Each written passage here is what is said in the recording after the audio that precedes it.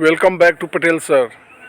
Hello दोस्तों, आज मैं इतिहास का प्रश्न आपके सामने लेकर आया हूं, जो काफ़ी इम्पोर्टेंट है। हाई स्कूल का जो एग्ज़ाम होने वाला है ना, सोशल साइंस का, टीचर का, उसके लिए काफ़ी इम्पोर्टेंट है।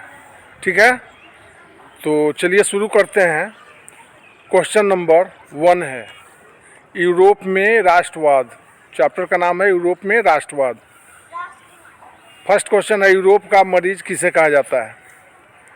पहला क्वेश्चन है, यूरोप का मरीज किसे कहा जाता है। ठीक है, तो इसका सही आंसर होगा, पहले आप लोग चारों विकल्प में से ढूंढ लीजिए, उसके बाद मैं बताता हूँ। पहला का सही विकल्प होगा 1 का 1, तुर्की। यूरोप का मरीज किसे कहा जाता है, तुर्की को कहा जाता है।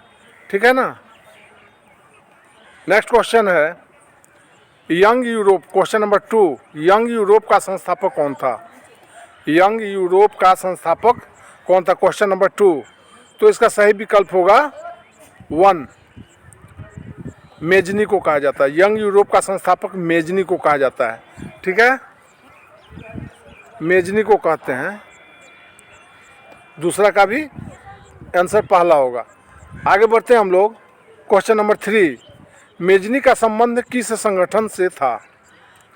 मेजनी का संबंध किस संगठन से था, क्वेश्चन नंबर 3।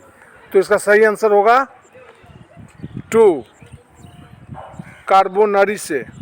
किससे संबंध था, कार्बोनरी से। आगे बढ़ते हैं हम लोग। क्वेश्चन नंबर 4, विलियम प्रथम कहाँ का शासक था। विलियम प्रथम कहाँ का शासक था, क्वेश्चन नंबर 4। आप लोग इसका चारों विकल्प देख लीजिए, पहले आंसर चूज कर लीजिए, फिर मैं बताता हूँ। तो क्वेश्चन नंबर 4 का सही आंसर होगा 2। ठीक है, पर्सा का विलियम प्रथम पर्सा का शासक था। ठीक है। नेक्स्ट क्वेश्चन, क्वेश्चन नंबर 5, यूरोपीय सभ्यता का पालना किस देश को कहा जाता है। यूरोपीय सभ्यता का पालना किस देश को कहा जाता है, क्वेश्चन नंबर 5। तो क्वेश्चन नंबर 5 का सही आंसर होगा, है ना, 4, यूनान को। किसको कहा जाता है, यूनान को। आगे बढ़ते हैं हम लोग। क्वेश्चन नंबर 6, हंगरी की भाषा क्या है। हंगरी की भाषा क्या है। ठीक है ना, क्वेश्चन नंबर 6। तो इसका सही आंसर होगा 6 का 4। हंगरी का भाषा क्या है, मैगियार है। क्वेश्चन नंबर 6 का सही विकल्प 4 होगा। आगे बढ़ते हैं हम लोग। Question number 7। क्वेश्चन नंबर 7 में है, यंग इटली का संस्थापक कौन था। यंग इटली का संस्थापक कौन था, है ना। तो 7 का सही विकल्प होगा 3, मेजनी था। यंग इटली का संस्थापक कौन था, मेजनी। नेक्स्ट क्वेश्चन है, क्वेश्चन नंबर 8, किसने कहा था फ्रांस जब छींकता है तो बाकी यूरोप को सर्दी जुकाम हो जाता है, क्वेश्चन नंबर 8। तो इसका सही आंसर होगा 3। किसने कहा था, हिटलर ने कहा था। हिटलर ने कहा था फ्रांस जब छींकता है तो बाकी यूरोप को सर्दी जुकाम हो जाता है। ठीक है, आगे बढ़ते हैं हम लोग। क्वेश्चन नंबर 9, जलवेरान की स्थापना किस राज्य ने की।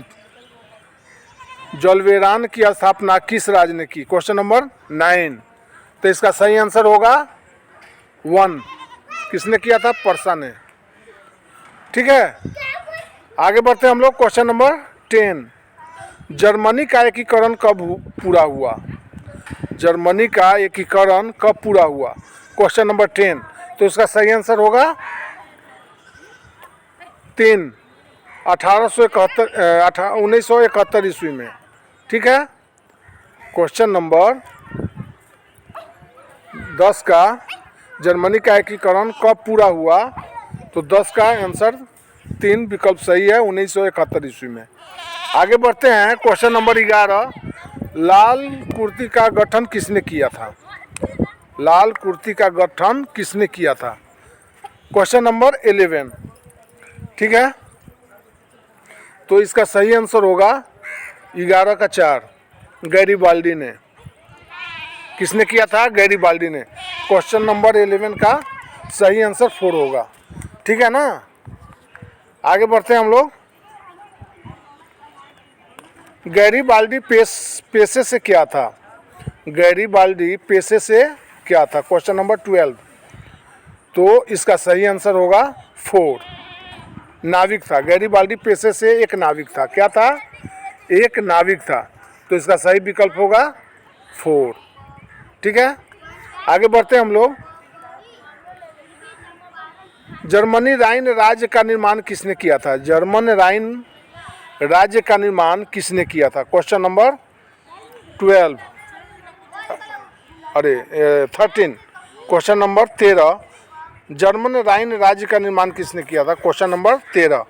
तो इसका सही आंसर होगा 3, है ना। किसने किया था? नेपोलियन बोनापार्ट ने। ठीक है।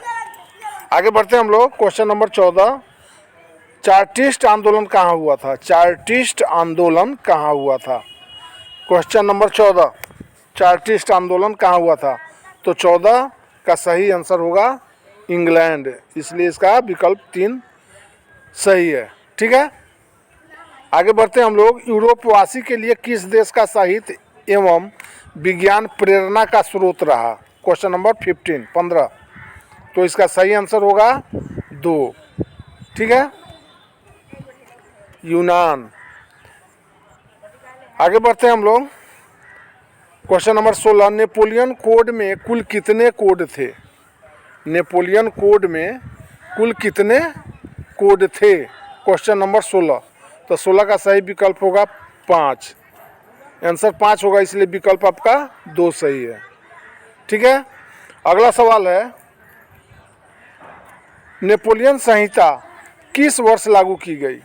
क्वेश्चन नंबर 17, नेपोलियन संहिता किस वर्ष लागू की गई? तो इसका सही आंसर होगा 1804 ईस्वी में, इसलिए आपका सही विकल्प होगा 4। ठीक है, 1804 ईस्वी। आगे बढ़ते हैं हम लोग। क्वेश्चन नंबर 18, फ्रांस में किस वंश की स्थापना वियना कांग्रेस द्वारा की गई? फ्रांस में किस वंश की स्थापना वियना कांग्रेस द्वारा की गई? Question number 18। तो इसका सही आंसर होगा बुर्बो वंश के द्वारा, इसलिए 18 का सही विकल्प होगा 2। ठीक है। आगे बढ़ते हैं हम लोग। कार्बिनरी की स्थापना किस वर्ष हुई थी? क्वेश्चन नंबर 19, कार्बिनरी की स्थापना किस वर्ष हुई थी? Question number 19। तो 19 का सही विकल्प होगा, है ना, 1810 ईस्वी में 1। ठीक है, 19 का 1 होगा। आगे बढ़ते हैं हम लोग। क्वेश्चन नंबर 20, यूनान के स्वतंत्रता संग्राम में किसकी पराजय हुई थी? यूनान के स्वतंत्रता संग्राम में किसकी पराजय हुई थी? Question number 20। तो इसका सही आंसर, सही विकल्प होगा 2, तुर्की की। ठीक है, 2 आंसर सही है इसका। आगे बढ़ते हैं हम लोग। क्वेश्चन नंबर 21, फ्रांसीसी उपनिवेशों से अंतिम रूप से दास प्रथा का उन्मूलन कब किया गया? क्वेश्चन नंबर 21, फ्रांसीसी उपनिवेशों से अंतिम रूप से दास प्रथा का उन्मूलन कब किया गया? Question number 21। तो इसका सही आंसर होगा 1848, इसलिए 21 का सही विकल्प 3 होगा। ठीक है ना। आगे बढ़ते हैं हम लोग। क्वेश्चन नंबर 22, नेपोलियन बोनापार्ट ने स्वयं को फ्रांस का सम्राट किस वर्ष घोषित किया था? क्वेश्चन नंबर 22, नेपोलियन बोनापार्ट ने स्वयं को फ्रांस का, है ना, सम्राट किस वर्ष घोषित किया था? तो इसका सही आंसर होगा 1804 ईस्वी में, इसलिए 22 का सही विकल्प 4 होगा। ठीक है। अगला सवाल है, फ्रांस की राज्य क्रांति 1789 ईस्वी में किसके शासनकाल में हुई थी? फ्रांस की राज्य क्रांति 1789 ईस्वी में किसके शासनकाल में हुई थी? Question number 23। तो इसका सही आंसर होगा लुई 16वां के शासनकाल में। तो सही विकल्प आपका होगा 3। सही विकल्प क्या होगा? 3 होगा, याद रखिएगा। ठीक है ना, 23वां का 3 होगा। आगे बढ़ते हैं हम लोग। क्वेश्चन नंबर 24, निम्न में से किस तिथि को फ्रांस में राष्ट्रीय दिवस के रूप में मनाया जाता है? क्वेश्चन नंबर 24, 14 जुलाई होगा। है ना, किस तिथि को? 14 जुलाई को मनाया जाता है। अगला सवाल है, समानता, स्वतंत्रता एवं बंधुत्व का नारा किस क्रांति से संबंधित है? वैसा क्रांति का नाम बताइए जो समानता, स्वतंत्रता एवं बंधुत्व का नारा दिया गया हो। किस क्रांति में दिया गया? Question number 25। तो इसका सही विकल्प होगा फ्रांस की राजक्रांति। इसका सही आंसर होगा विकल्प 2। ठीक है ना, 2 आंसर सही है, 2 होगा सही। अगला सवाल है क्वेश्चन नंबर 26। फ्रांसीसी समाज के संदर्भ में टैले एवं टीथे का संबंध क्रमशः है ना, क्वेश्चन नंबर 26। तो 26 का सही विकल्प होगा 1, भूमि कर, धार्मिक कर। ठीक है, क्वेश्चन नंबर 26 का 1 होगा। आगे बढ़ते हैं हम लोग। क्वेश्चन नंबर 27, निम्नलिखित में से कौन सा युग में सही नहीं है? इसमें से 3 युग में सही है, 1 सही नहीं है, वही आपका सही आंसर है।